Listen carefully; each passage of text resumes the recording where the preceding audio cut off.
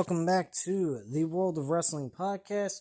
Here today to discuss about the WWE Raw review for April 14th, 2025.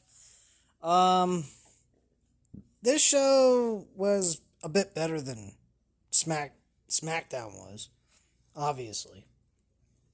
It seems like Raw always seems to be better than SmackDown. But it wasn't like amazing or anything. There were some good matches on the show overall, but the main thing was the ending of the show, honestly. The two main events for WrestleMania Night 1 and Night 2 are the main focal points that everybody's keeping their eyes on, because it's the only two matches that really have any major storyline going on within them. To be quite frank with you, everything else just seems to be being booked for the sake of being booked, so that there's, matches filling up the card. That's basically it. So, and Gunther and Jey Uso is another match that's kind of made the turn in its storyline progression. That's gotten a lot better. So I'm very happy with that. They kickstarted the show with Gunther. He charges down to the ring and waves Michael Cole into the ring. Cole was set to interview him later in the evening, but Gunther wants the interview right now. Cole gets in the ring and says he was expecting this later tonight. Gunther left Jimmy Uso a bloody mess in the ring 2 weeks ago. It's caused Jey Uso to come out last week as a different person. Gunther cuts him off, and the crowd starts to boo. Last week, Jey Uso looked him in the eye and told him he's not afraid of Gunther anymore. Gunther wants to get to the point. He's here to look everyone in the eyes and tell them that Jey Uso is full of crap. Cole realizes that the crowd is frustrated, but so is Gunther. Cole mentions that Gunther lost at WrestleMania last year. The crowd starts to chant yeet. Gunther rips the microphone away from Cole and says, "Screw your question." Gunther continues and says, "Screw Jey Uso, and screw everything Jey Uso stands for, and screw everybody who stands with him. Ever since he stepped foot in this company, he's the greatest gift it's ever received. 80% of the time in this company, he has been a champion. Right now, he's the greatest world heavyweight champion of all time." Gunther refuses to let somebody like Jey Uso ruin that for him. Another yeet chant fires up, and Gunther tells the crowd to do it as much as they want. Gunther urges Jey to come into WrestleMania with more confidence than ever. It won't matter. At the end of the day, the bell has to ring. When that happens, Jey Uso cannot lace his boots. He'll put Uso down for a fourth consecutive time when it happens. For the last 2 weeks, Gunther has been told he went too far with Jimmy Uso and lost control. In 37 years of his life, he never lost control. 2 weeks ago, when he took a bath in Jimmy's blood, he was in full control and loved it. Gunther wants Jey to pray to the Lord and thank him for being in control 2 weeks ago. If he hadn't been, he'd have drowned both of them in Jimmy's blood. Gunther is looking forward to calling his mother next week to tell her how much he enjoyed beating the living hell out of Jey Uso and walking out of WrestleMania still as the World Heavyweight Champion. And then Gunther storms off. Michael returns to the commentary table and says Gunther has lost control of the situation. Gunther is losing at WrestleMania. There's no doubt about it. They go over Bayley and Lyra Valkyria winning the gauntlet match to be crowned number one contenders for the women's tag team titles. Liv Morgan and Raquel Rodriguez of the Judgment Day head to the ring, and Liv Morgan will battle Bayley next. Bayley actually wins this matchup. Fairly entertaining, decent match. Not bad at all. But then again, we're talking about Liv Morgan and Bayley. I mean, I don't see them having bad matches. Liv Morgan has improved over the last year or so in her wrestling ability. So she's reached another level. After the match was over, Morgan irately stares at Bayley as she celebrates with Valkyria. Pat McAfee show will be live from WWE World in Las Vegas, Nevada on Friday and Monday. Roman Reigns and Triple H will be on the show live on Friday. They also go over CM Punk stuff with the Triple Threat match. So that was reiterated and so forth. In the parking garage, Paul Heyman is waiting for Roman Reigns to arrive in the parking garage. He has not seen Roman Reigns since Punk announced he was cashing in his favor. In the arena, Rey Mysterio makes his entrance. Alongside with LWO, he'll battle Julius Creed. Rey Mysterio and Julius Creed go at it one-on-one. And Rey Mysterio ends up winning this match with a 619 and then drops a dime for the win. El Grand Americano attacks Mysterio from behind with a running headbutt. The LWO runs down, but Americano hits them with headbutts as well, knocking them all out. It is insinuated that Americano has a loaded mask. Americano comes off the top rope with a diving headbutt and on Mysterio and poses. So apparently, Americano is the Dynamite Kid. Reenacted.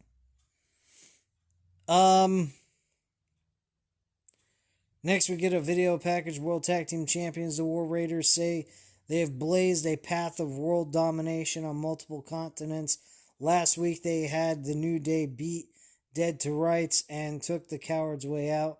The New Day took it to a whole new level. They didn't come for the titles, they came for Eric's neck and tried to end his career. Ivar says it won't be a match or a fight at WrestleMania. Eric growls, "This is war." Wow. The New Day is playing Clash of Clans when Jackie Redmond approaches them. She asks about what the War Raiders just said. Xavier Woods and Kofi Kingston say they've been at war for months. They'll take the titles back at WrestleMania and remind the world they're the greatest tag team on earth. Woods says Eric will wish they took him out last week, then catch the beating they'll get at WrestleMania this Saturday. Woods says everyone will say, "Thank God for the New Day." Next, we have AJ Styles having his entrance. And then we get to AJ Styles versus Karrion Kross one-on-one. Now, the thing about this is, I never saw Karrion Kross's entrance.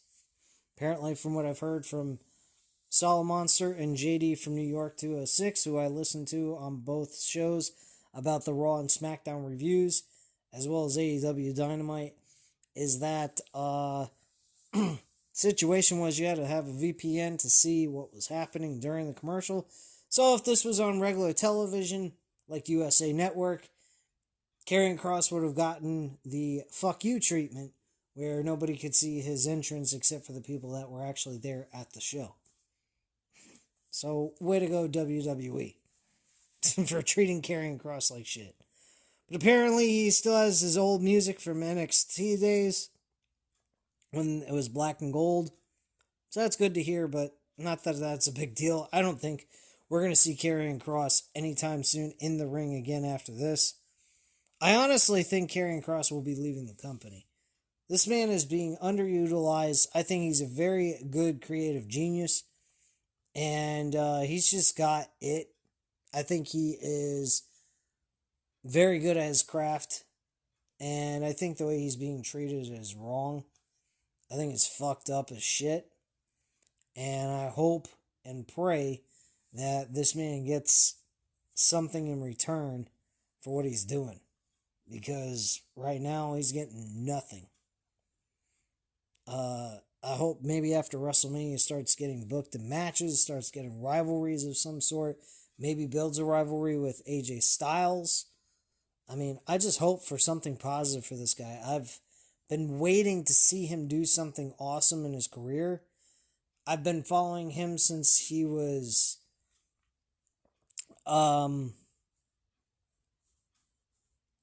wrestling in TNA, even Impact Wrestling.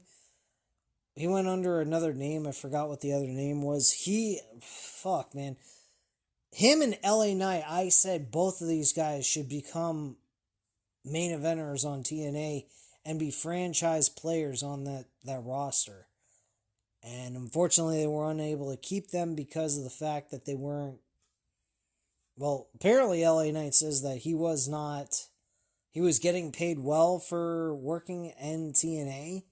He was actually getting paid more in TNA than he would have gotten paid for WWE initially. But he figured there was more. He was going to get more out of being with WWE, more viewership, more eyes on him, building his brand, enhancing his career and so forth. So he sacrificed the money over his legacy, and he focused more on the legacy part, and the money just came in, and he got his contract and improved his pay in his next contract with the WWE, and he's getting paid better than he was in TNA at this point.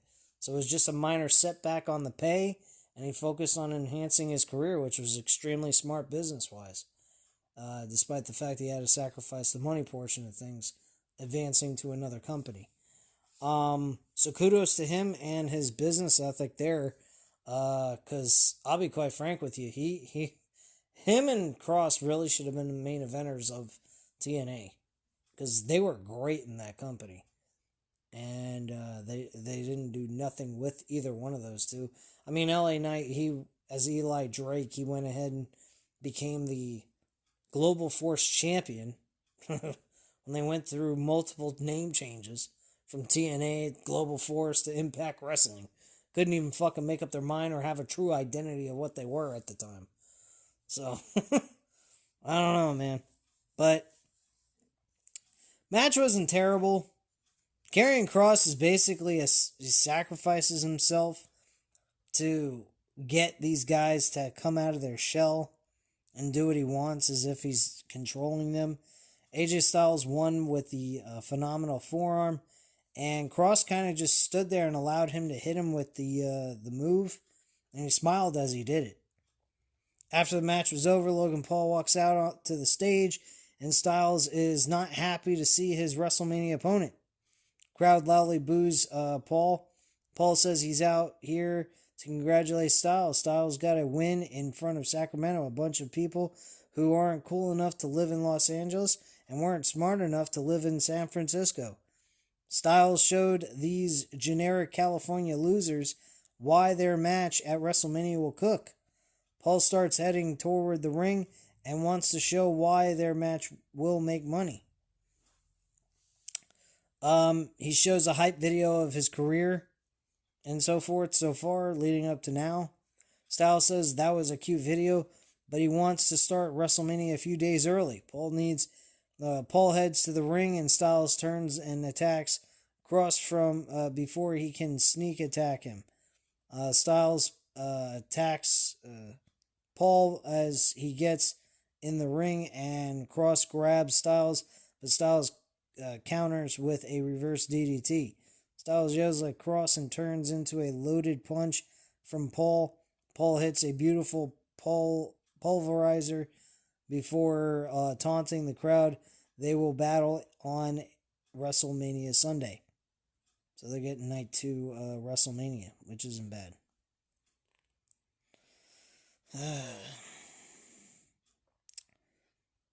Parking garage segment. We get Paul Heyman is beginning to grow impatient as he awaits the arrival of Roman Reigns. Then we get Jey Uso addressing WrestleMania 41.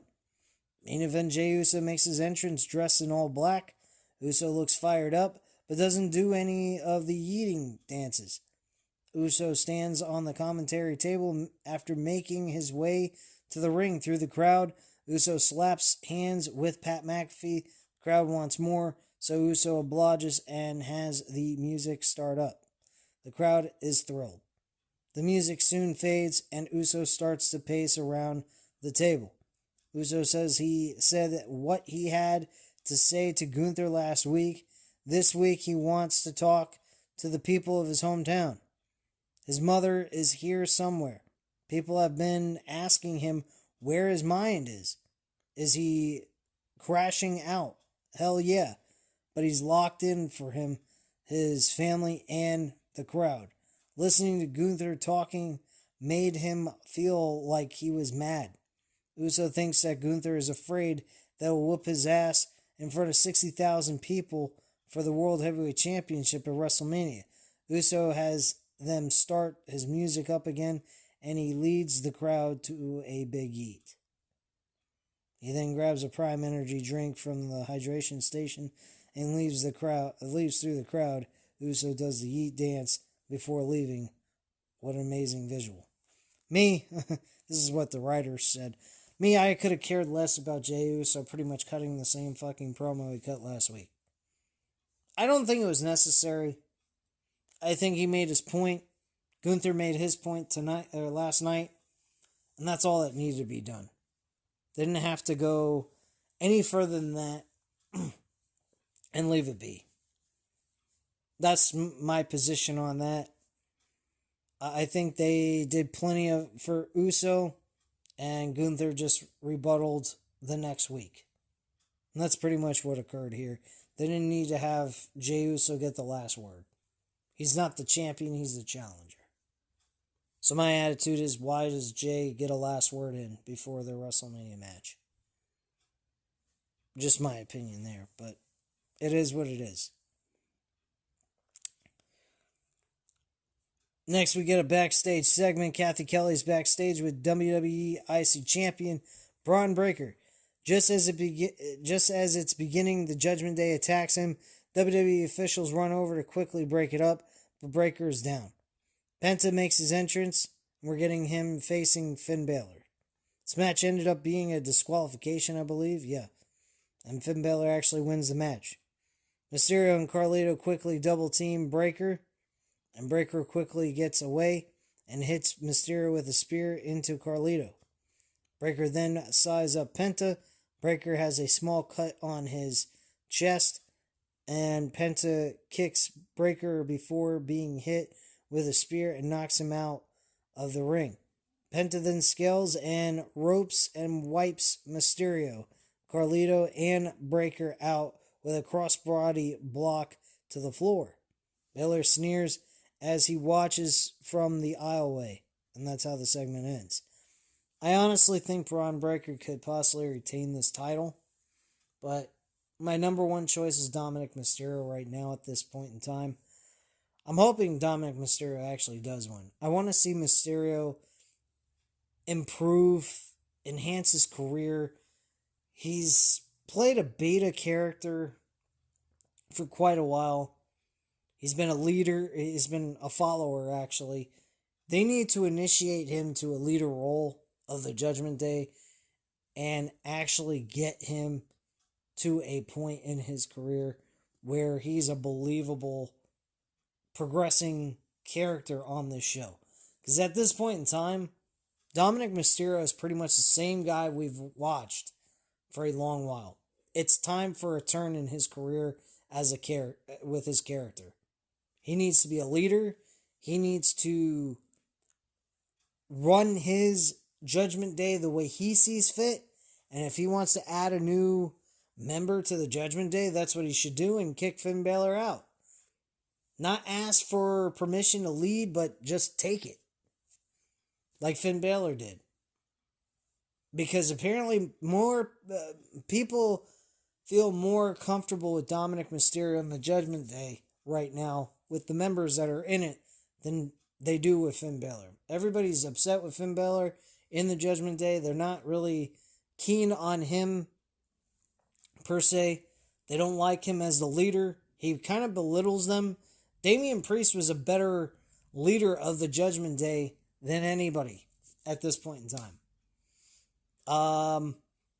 Nobody really had an issue or beef with Damian Priest, but over time, Finn Balor did, and he just felt the need to take over the role of where Damian Priest was at.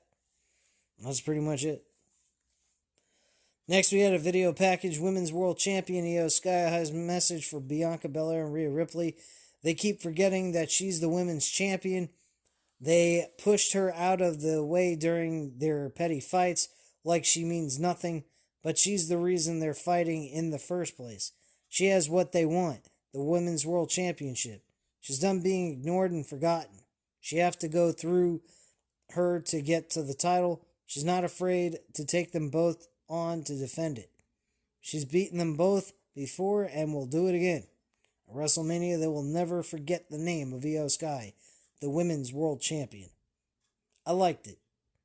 I think Io Sky retaining the women's title would probably be the best choice of action.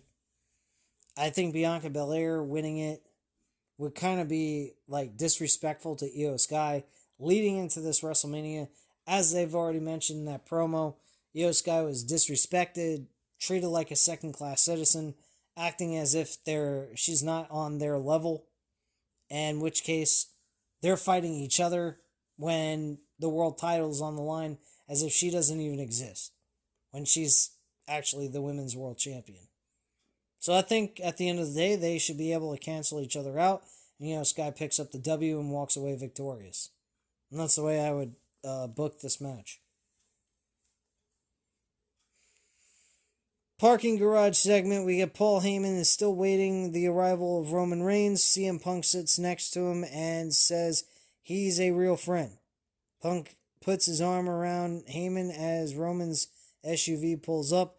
Reigns looks over at Heyman and Punk before walking off. Heyman chases after him. Roman Reigns makes his entrance with Paul Heyman trailing behind him. So, throughout this segment in the ring, Roman Reigns kind of questions Paul Heyman's intentions and what he's doing. So, Reigns points to the sky as pyrotechnics go off. Paul Heyman watches on and smiles at the original tribal chief. Heyman goes to hand the microphone over to Reigns, but Reigns walks through him and grabs his own microphone. Heyman looks nervous, and Heyman stands at Reigns and waits to see what happens. What will happen? Reigns says, "Sacramento, acknowledge me." The crowd cheers and throws the ones up in the air. Another OTC chant fires up.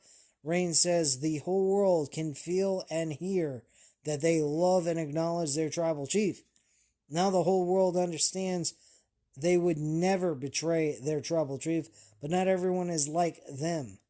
Reigns turns towards Heyman and says some people would betray him. Does Sacramento know what that might be, or who that might be? Heyman shakes his head. Reigns asks, "Wise man, how could you betray me?" Sacramento chants, "You fucked up." And Heyman contorts his mouth and goes to speak, but he stops as Reigns asks, "Why?" Heyman looks like he's having a trouble with words for once in his career. The crowd boos Heyman, and Heyman sheepishly says, "My tribal chief, it's not a betrayal. I paid back a favor that I owed." Reigns isn't satisfied with the response. Reigns then continues and says, "I'm a bit confused. I always thought that favors work in the sense of you paying someone back without screwing someone else in the process." Which I kind of agree. It does make a little logical sense to ask that kind of question. Like, if you're paying off a favor, why does that have to involve screwing me in the middle of it? It does make a lot of sense there. So,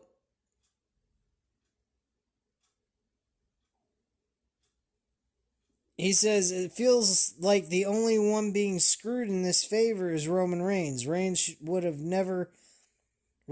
never ask for a favor. They take what they want. Reigns doesn't owe a favor because he never asked for any help.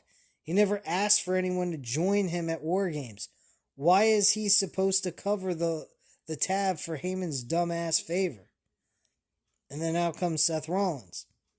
He heads to the ring. He's wearing a black leather vest, which looks similar to the Shield outfit, which we later see him do something that reminds of a time when he betrayed the Shield in 2014, over 10 years ago, which is not too to the old Shield attire. Reigns is not happy to see him, and the crowd sings Rollins' theme. Rollins tells Sacramento to give it up for the Tribal Chief. After over a decade, he's finally getting it and putting the pieces together all by himself. He's almost there, but he's missing one little piece. And it's too little, too late, because he still has to end Reigns at WrestleMania. Rollins says it's the right thing to do. This triple threat match at WrestleMania is the biggest, most important triple threat match in the history of WrestleMania, this company and this industry. Boy, oh boy, you have nothing on the line, so let's go ahead and throw in a little fucking bonus to this fucking meaningless triple threat match with an all-star cast, with the storyline being centered around one guy who's not even a wrestler that could change the outcome of the match completely, depending on who he goes with at the end of this whole fucking thing, for all we know. Because we know damn well Paul Heyman's going to be involved in the ending of this match, and who he's going to help is beyond us. I'm hoping it's CM Punk.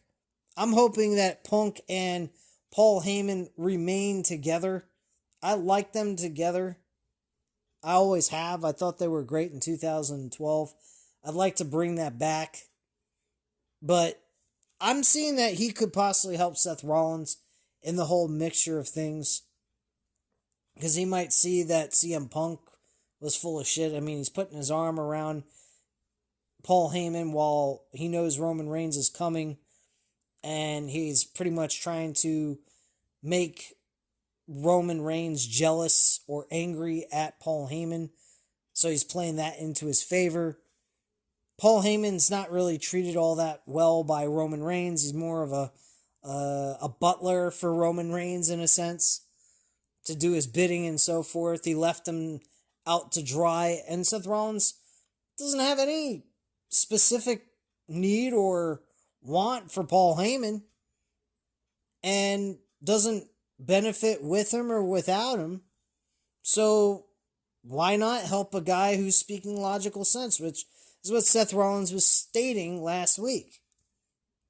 But he's also called Paul Heyman a scumbag this week from last night's Raw. So, I mean, I don't know why he would even help Seth Rollins at this point. So the only guy I see him helping is CM Punk, because CM Punk seems to be the only one assisting him whenever he's being attacked. So there you go. Continues. He said the winner of this match will define the future of their industry. Rollins says it can't be Reigns. Rollins removes his sunglasses. If this business were filled with people like Reigns not showing up until it's convenient, then this business would die. And it can't be CM Punk either. If this business were filled with people like Punk who pick up their ball and go home when times get tough, only to come back and leech off the success of others, this business would die as well. Punk's chant picks up, and Rollins asks the crowd if they want the business to die. Rollins doesn't. If this business were filled with guys like him who would sacrifice physically and mental well-being to always do what is best for business, then the business would not only live but thrive.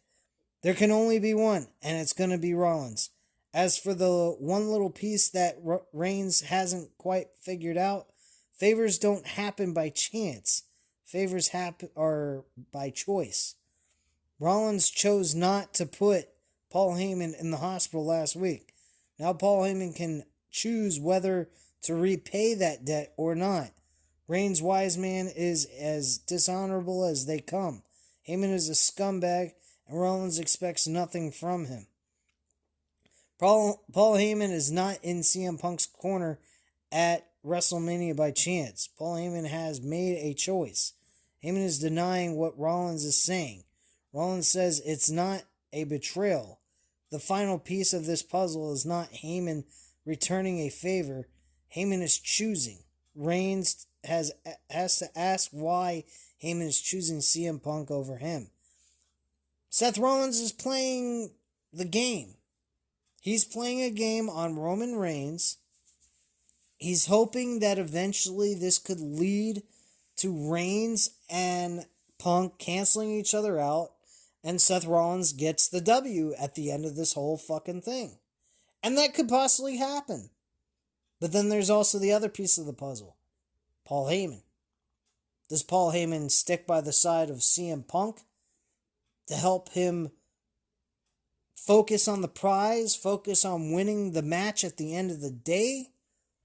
Or are we seeing CM Punk get destroyed by Seth Rollins and Roman Reigns gets canceled out of the whole situation?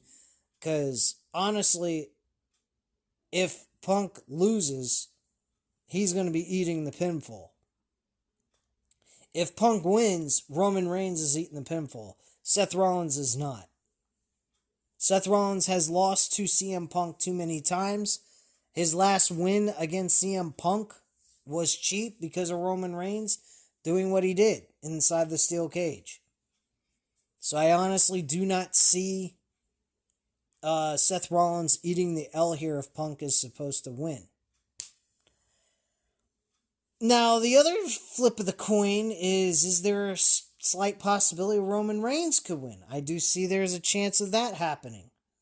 Roman Reigns could win because of Paul Heyman betraying CM Punk, having Roman Reigns spear CM Punk, and getting the W on Punk.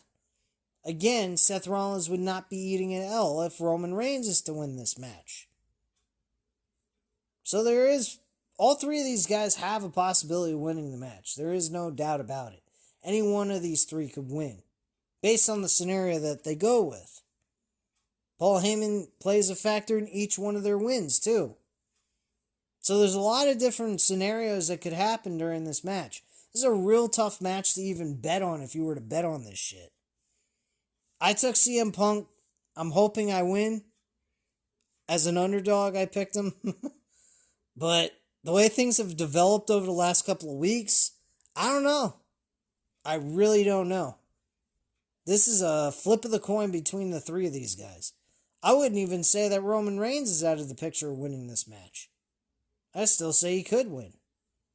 But I think it's more likely Punk or Seth Rollins is going to be the winner of this match at the end of the day. So that's just my viewpoint on that. Let's continue.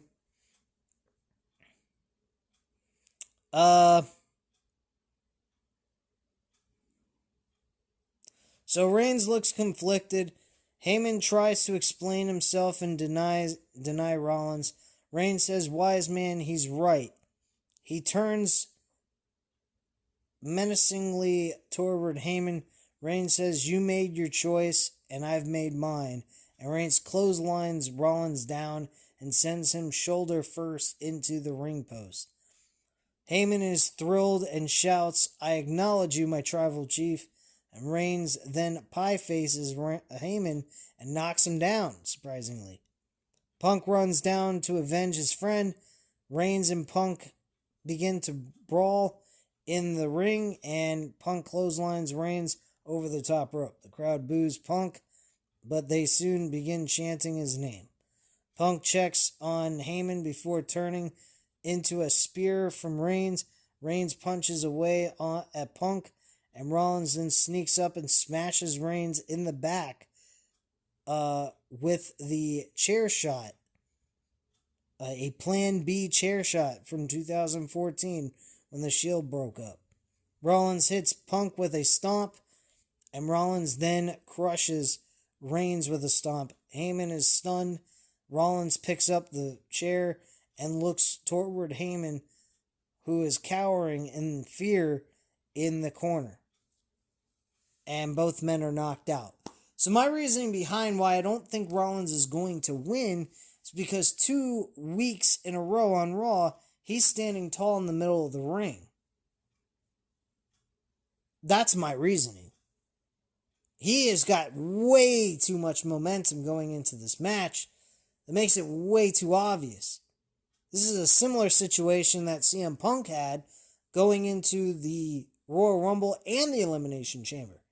Both times he was saying he was going to win either one of those matches and then go on to WrestleMania to challenge Cody for the WWE Championship. Neither one of those opportunities came about. Rollins, yes, he has lost to CM Punk once. He has been eliminated by CM Punk at the Royal Rumble.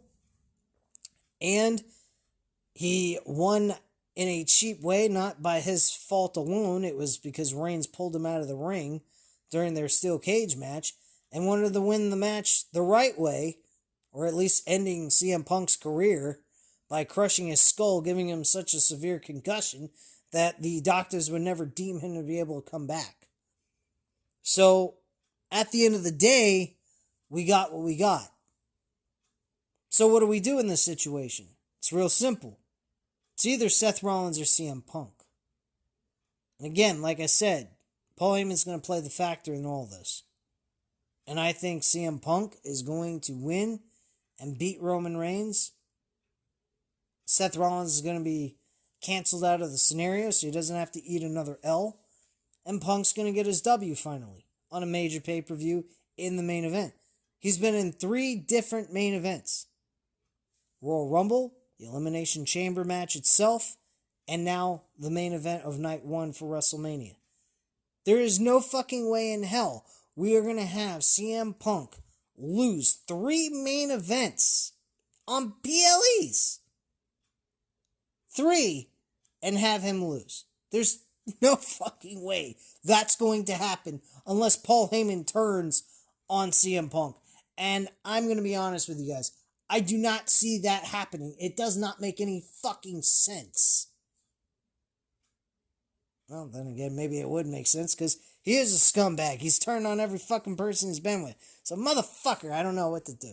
I don't know how to put this.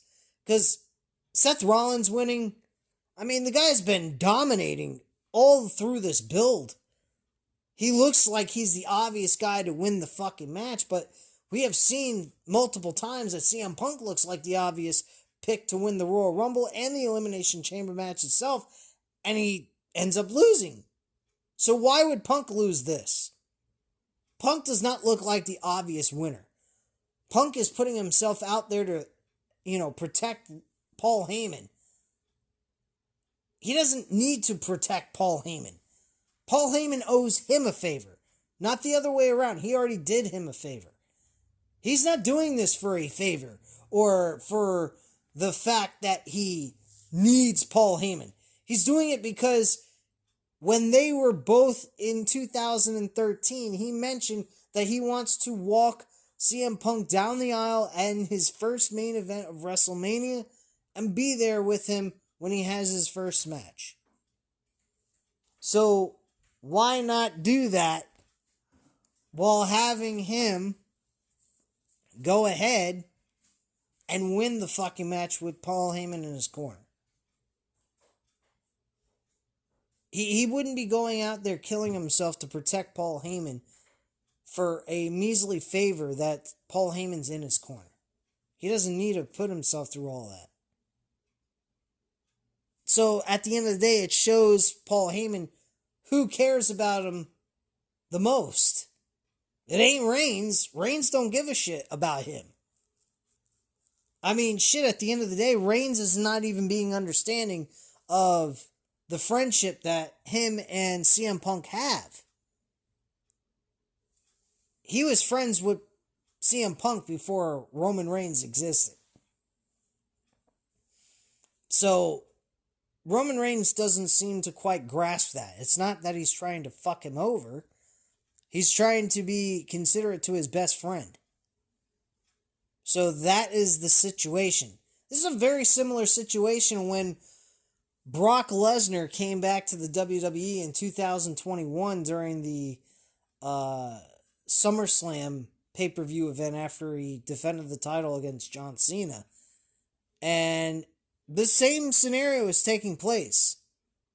It was being questioned, Paul Heyman's allegiance to Roman Reigns.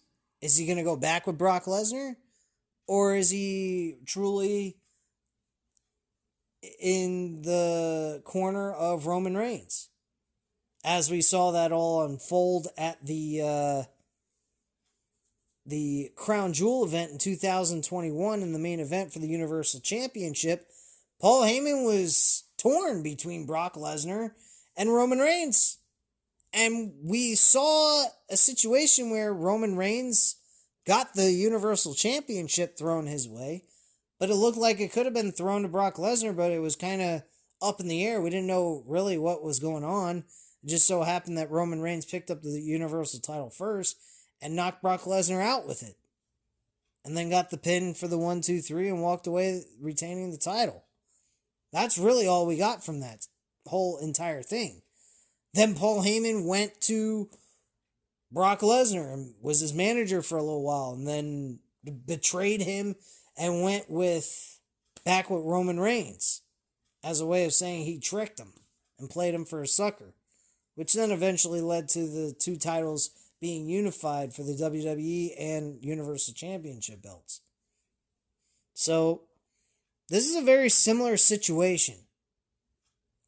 And at the end of the day, this situation seems like Paul Heyman's going to stick with CM Punk, because Punk has been out there defending Paul Heyman, putting his body on the line and possibly getting himself injured, leading to WrestleMania. And not to mention, CM Punk's got a lot of other work to do besides worrying about having Paul Heyman betray him. He needs to get past WrestleMania and focus on how he's getting to John Cena and The Rock, because that's another focal point that needs to take place. And I think with Paul Heyman in his back pocket and working with him throughout this entire run towards John Cena and The Rock, I think is another important element to CM Punk's run to John Cena and The Rock. Because there's some sort of tie that Paul Heyman does have with The Rock from last year with being with Roman Reigns. So, I mean, there's some sort of thing that could occur through this. What that is, I don't know. Maybe a convoluted idea of bringing CM Punk to the fold of The Rock with Paul Heyman. He gets his revenge on John Cena, becomes the WWE champion, and becomes The Rock's champion.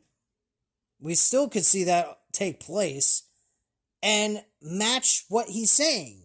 CM Punk has been saying he is not here to make friends. He is here to make money. Paul Heyman's his friend. That's it. He didn't look to make new friends. He looked to make money. Where's the money at? The Rock's got it. He has the connection to the holy grail of making money in this company. That's why I don't understand why CM Punk did not win this fucking match at Elimination Chamber and was not going on to face Cody Rhodes for the WWE Championship as a major heel with The Rock. Wearing a suit, looking different. We could have seen a different attire, a Ring of Honor attire with him wearing the baggy shorts, going to the ring and shit. Something of that kind of nature. That is something I would have been looking forward to seeing. The build we would have gotten between the two that would have been consistent week after week on television. The transformation of a different character of CM Punk would have been the better choice. It would have been out of the realm of what CM Punk is used to doing. Being a corporate guy? When the fuck have we ever seen CM Punk do something like that? It's out of character. And him being aligned to Dwayne The Rock Johnson? Are you serious? You can't fucking stomach the guy. But why not? there's money to be made with that. Meaning in the sense of CM Punk being tied to The Rock, since he has ties to the holy grail of money. He's the man that could give him a career in the show business. Punk has tried to get into show business, hasn't succeeded yet. I mean, you could look up, he's been in some movies, I think like 1 or 2. That could be a definite key as to why CM Punk would join with The Rock. To be able to get involved in movies. To be the top of the fucking food chain. To get the highest pay out of everybody. To be in the main event every fucking month on PLEs. Which is something Punk complained about during his run for a full year from 2012 to 2013. He'd finally get that same kind of treatment he was looking for before he turned heel. Back in that time. He'd have Paul Heyman by his side on top of it, which still could happen. They could go ahead and fucking have The Rock turn on the John Cena and have CM Punk be the guy that goes ahead and joins with The Rock. There are so many fucking possibilities that could occur. And that's one positive thing I can get out of it, but I mean, if we would have had Punk turn heel on Cody Rhodes, we would have gotten a hell of a lot better fucking build and give CM Punk the true fucking main event of WrestleMania. This is a fucking a joke of a main event. It really is. It is a joke. I don't even count it as the main event of WrestleMania because it's not the last fucking match of the entire WrestleMania weekend. But they go by their own rules. They state, oh, this is the last match of Saturday night, so we call it the main event. Fine. You cover yourselves because you got the show split in half. But to me, it ain't the fucking main event. Because if it was the main event, we wouldn't see WrestleMania on Sunday. But it is what it is, as they would say. So at this time, guys, you know what to do. Hit the like button if you like this video. Hit the subscribe button if you're not already subscribed to the channel. And leave a comment down below. I'll definitely get back to you on that. Thank you guys very much for watching. And have a great night, guys. Bye.